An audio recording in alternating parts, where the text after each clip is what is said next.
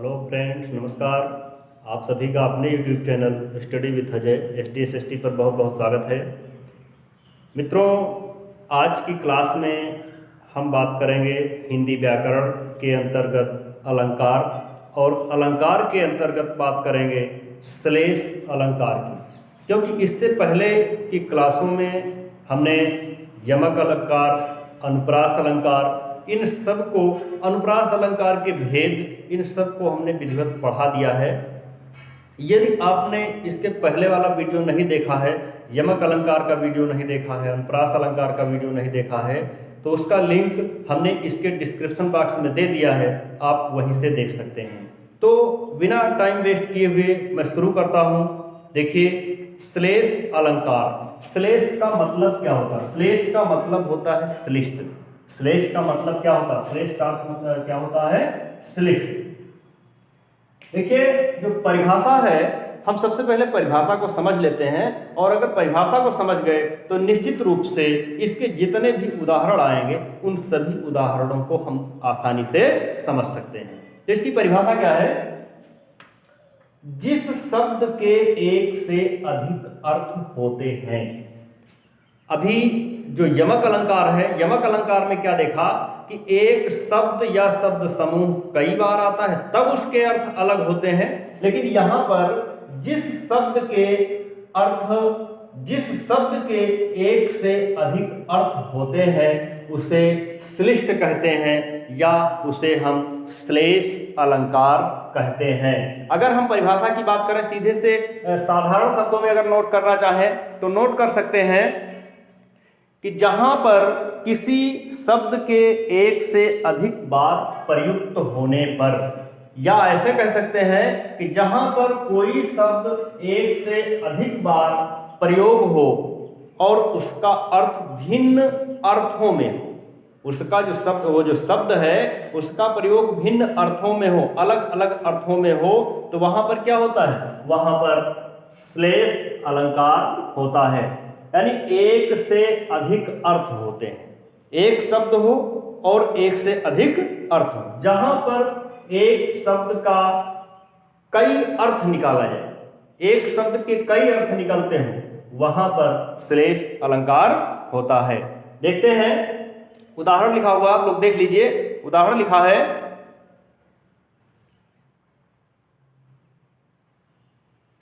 चिर जीवहु जोरी जुरै क्यों न स्नेह गंभीर। चिर जीवहु जोरी जुरै और क्यों न स्नेह गंभीर, और को घटिए वृषभानुजा वे हलधर के वीर। यहां पर देखिए, जो वृषभानुजा शब्द है ये एक बार प्रयोग किया गया, और यही कहा गया है परिभाषा में कि कोई ऐसा शब्द हो जो एक बार प्रयोग किया जाए लेकिन उसके अर्थ कई हो, उसके अर्थ कई। देखिए, वृषभानुजा। अब अगर हम बात करें यहां पर कि वृषभानुजा का क्या अर्थ है, और यहां पर अगर हम बात करें हलधर का क्या अर्थ है। देखिए, वृषभानुजा एक बार अगर हम कहें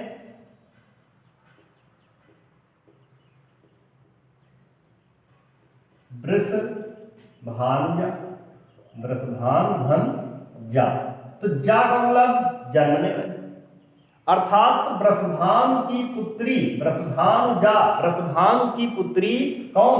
राधा जी। वृषभानु की पुत्री कौन है? राधा जी। एक वृषभानुजा, यानी वृषभानुजा में देखिए एक अर्थ निकल आया, वृषभानु धन जा, अर्थात वृषभानु की पुत्री कौन हो गई? राधा जी हो गई।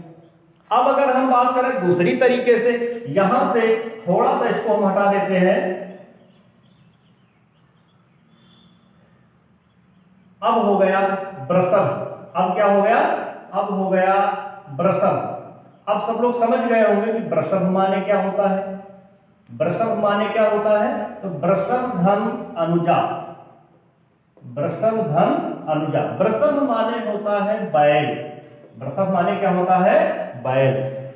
वृषभ माने होता है बैल, और अनुजा माने क्या हो गया? बहन, अर्थात बैल की बहन कौन हो गई? गाय। बैल की बहन कौन हो गई? गाय। वृषभानुजा। अभी वृषभानुजा के दो अर्थ निकल आए। देखिए, अर्थ शब्द एक लिखा है लेकिन अर्थ दो निकले।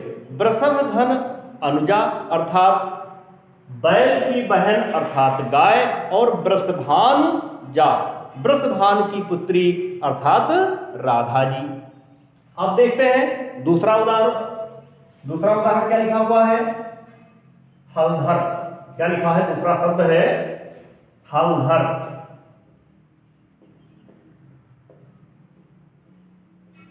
देखिए, एक हलधर का अर्थ यहां पर निकलता है श्री कृष्ण के बड़े भाई बलदाऊ भैया, जो हल को धारण करने वाले हैं। वो हल अपने कंधे पर हल धारण करते हैं। हल उनका एक प्रकार से हथियार है, अस्त्र है। तो एक हलधर का मतलब हो गया बलदाऊ भैया से, श्री कृष्ण के बड़े भाई बलदाऊ जी से, बलराम से। और दूसरे हलधर का मतलब क्या हो गया? हलधर अर्थात हल को धारण करने वाले अर्थात बैल। हल को कौन धारण करता? बैल। तो यहां पर एक हलधर का मतलब हो गया बैल और दूसरे हलधर का मतलब हो गया बलदाऊ अर्थात बलराम। ठीक इसी प्रकार से देखते हैं दूसरा उदाहरण है कि चाहन हार सुवर्ण के कविजन और सुनार। चाहन हार सुवर्ण के कविजन और सुनार। सुवर्ण, अब इसको अगर हम अलग कर देते हैं, देखिए यहां पर लिख दिया सु अलग कर दिया और वर्ण अलग कर दिया। वर्ण को हम सीधे से कह सकते हैं, वर्ण मतलब क्या होता है? रंग। वर्ण मतलब क्या होता है? रंग। वर्ण मतलब होता है अक्षर। सु माने सुंदर। देखिए, जब कोई सुंदर वर्ण होता है, कोई सुंदर होता है, तो सुंदरता के सभी ग्राहक, सुंदरता के सभी ग्राहक हैं। क्या कहा गया? कविजन। कवि जो होते हैं वो सुंदर वचनों को, सुंदर वर्णों को खोजते फिरते हैं। और जो सुनार होता है वो क्या करता है? सुवर्ण। सुवर्ण माने सोना ढूंढता फिरता है, उसको चाहने वाला है। इसीलिए यहां पर कहा गया कि चाहन हार सुवर्ण के कविजन और सुनार। सुनार मतलब जो स्वर्णकार है वो भी स्वर्ण ढूंढता है, और जो कवि है वो क्या ढूंढता है? सुंदर वर्ण ढूंढता है। अगले में देखते हैं कि प्रियतम बतला दो लाल मेरा कहां है। यहां पर देखिए शब्द एक प्रयोग हुआ, लाल। प्रियतम बतला दो लाल मेरा कहां है। अब यहां पर जो लाल शब्द आया है इसके भी दो अर्थ निकल रहे हैं। एक लाल का मतलब हो गया पुत्र। एक लाल का मतलब क्या हो गया? पुत्र से, कि मेरा पुत्र कहां है। एक लाल का मतलब क्या हो गया? मेरा पुत्र कहां है। और एक लाल का मतलब हो गया अमूल्य वस्तु से। एक लाल का मतलब क्या हो गया? अमूल्य वस्तु से। फिर अगला उदाहरण देखते हैं। बहुत सारे उदाहरण हैं, मैं यहाँ पर कुछ उदाहरण आपके सामने प्रस्तुत करता हूं, उनको देख लीजिए। कि चरण धरत चिंता करत चितवत चारहु ओर। चरण धरत चिंता करत चितवत चारहु ओर, और सुवर्ण को खोजत फिरत कवि व्यभिचारी चोर। यहां पर देखिए सुवर्ण। अभी जैसा कि ऊपर के उदाहरण में हमने कहा था कि चाहन हार सुवर्ण के कविजन और सुनार, वही बात यहां पर आ गई कि चरण धरत चिंता करत चितवत चारहु ओर, और सुवर्ण को खोजत फिरत कवि व्यभिचारी चोर। देखिए कवि क्या करता है? उसको सुंदर वर्ण चाहिए। कवि क्या करता है? उसको सुंदर वर्ण चाहिए ताकि उसकी रचना अच्छी हो सके। इसी प्रकार से कवि व्यभिचारी, जो व्यभिचारी व्यक्ति होता है, वो व्यभिचारी व्यक्ति क्या करता है? वो भी सुंदर वर्ण ढूंढता है, सुंदर स्त्री ढूंढता है, जो व्यभिचारी है। तो कवि व्यभिचारी चोर, और जो चोर है वो क्या करता है? चोर को भी क्या चाहिए? सोना चाहिए। चोर को भी क्या चाहिए? सोना चाहिए, अर्थात हीरे मोती या अमूल्य वस्तु चाहिए। इसलिए कहा गया कि चरण धरत चिंता करत चितवत चारहु ओर, और सुवर्ण को खोजत फिरत कवि व्यभिचारी चोर। आगे देखिए जो बहुत ही प्रसिद्ध उदाहरण है कि रहीमन पानी राखिए और बिन पानी सब सून। रहीमन पानी राखिए बिन पानी सब सून, और पानी गए नौ बरे मोती मानुष चून। यहां पर जो पानी शब्द आया है, एक बार प्रयोग कर दिया गया, क्या? पानी। रहीमन पानी राखिए, और बिन पानी सब सून, और पानी गए न उबरे। क्या क्या नहीं उबरता है? मोती। एक पानी का अर्थ किस तरफ चला गया? मोती की तरफ। अगर सीप का पानी मर गया तो मोती बेकार। इसी तरीके से दूसरा अर्थ, पानी गए ना उबरे, मोती मानुष। मानुष मतलब मनुष्य से, मानुष मतलब मनुष्य से। और एक अर्थ हो गया चून के पक्ष में। एक अर्थ क्या हो गया? चून के पक्ष में। ठीक है, तो इस प्रकार से पानी शब्द तो एक है, लेकिन इसका तीन अर्थ निकलते हैं।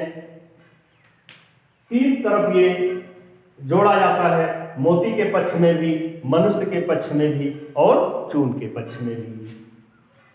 तो साथियों, आज इतना ही, और अगले वीडियो में आपसे फिर मुलाकात होगी। तब तक के लिए धन्यवाद।